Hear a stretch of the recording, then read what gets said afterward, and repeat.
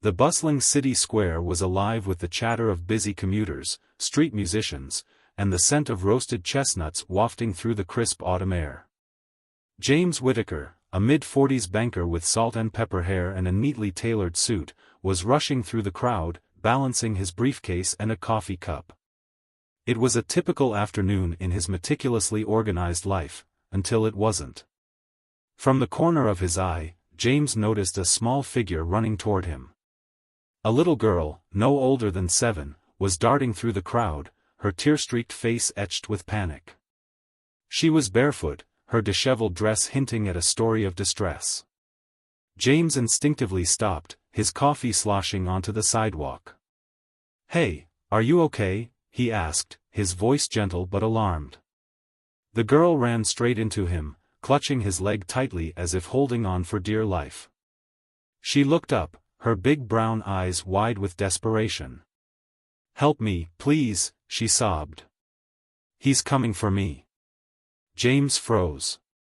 His heart raced as he scanned the crowd for any sign of danger. But before he could ask her more, the girl's next words left him utterly stunned. "He's my dad." James turned pale. The weight of her words hit him like a freight train. He crouched to her level, his hands resting on her trembling shoulders. "Your dad? What do you mean? Where is he?"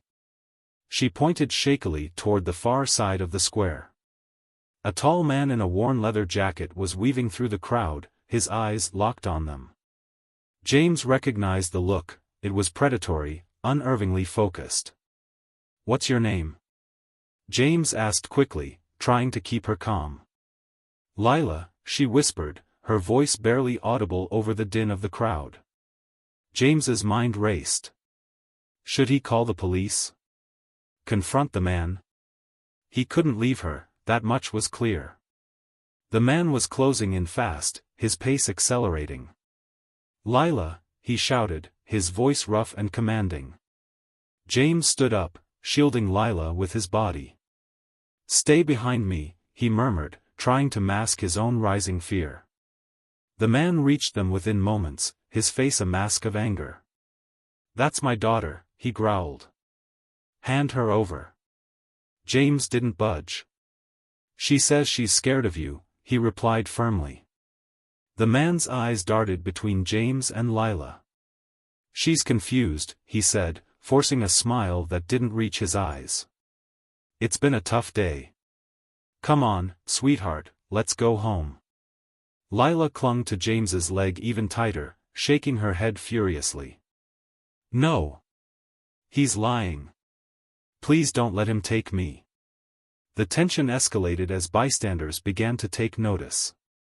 James felt the weight of every second pressing down on him. He made a snap decision. "I'm not handing her over until the police sort this out," he said, pulling out his phone. The man's demeanor shifted instantly. His feigned charm dissolved into fury. "You have no right," he snarled, stepping closer. But James held his ground, dialing 911 and explaining the situation to the dispatcher. He could feel Lila trembling behind him.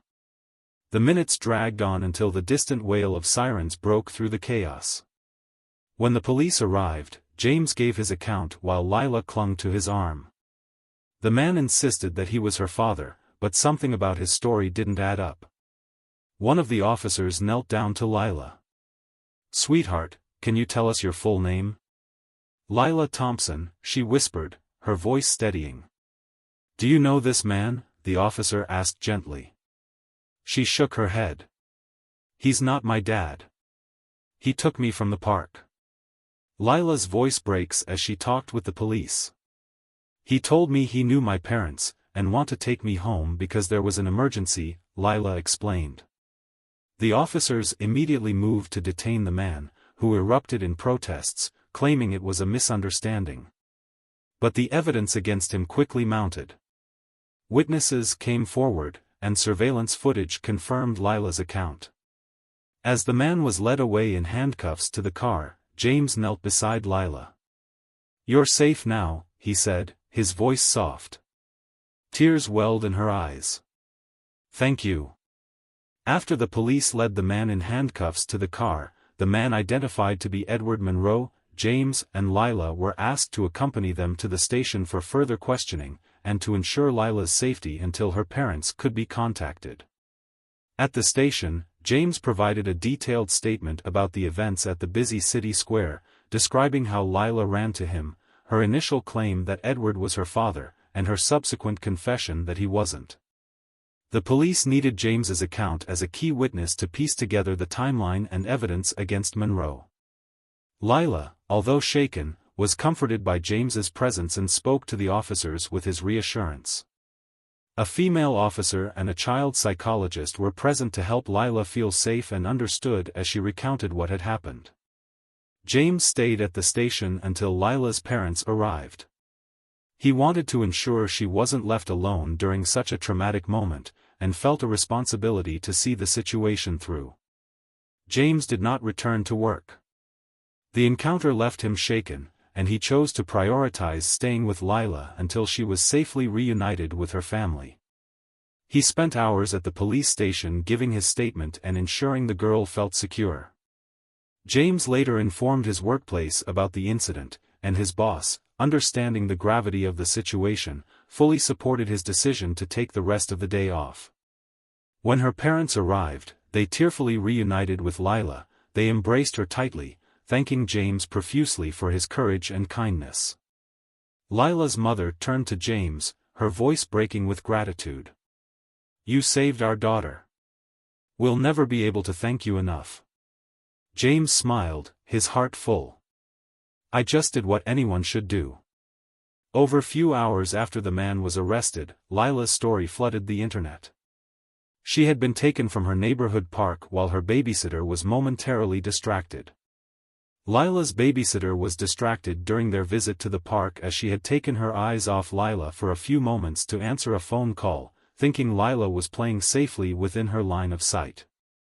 During that brief window, the man, Edward Monroe, approached Lila, acting friendly and claiming to be a family friend. He lured her away before the babysitter noticed she was missing. When the babysitter turned around and didn't see Lila, she panicked and began searching the park frantically. Unfortunately, by the time she realized Lila was gone and called the police, the man had already fled with the girl. That made Lila's parents, frantic and grief-stricken, and had been searching for her tirelessly.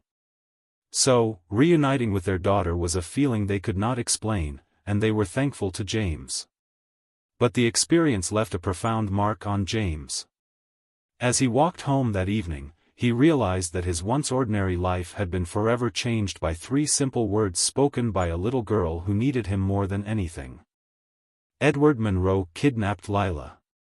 He was a known predator who frequented parks and other public places, targeting vulnerable children. He pretended to be someone familiar or trustworthy, using manipulation to lure them away.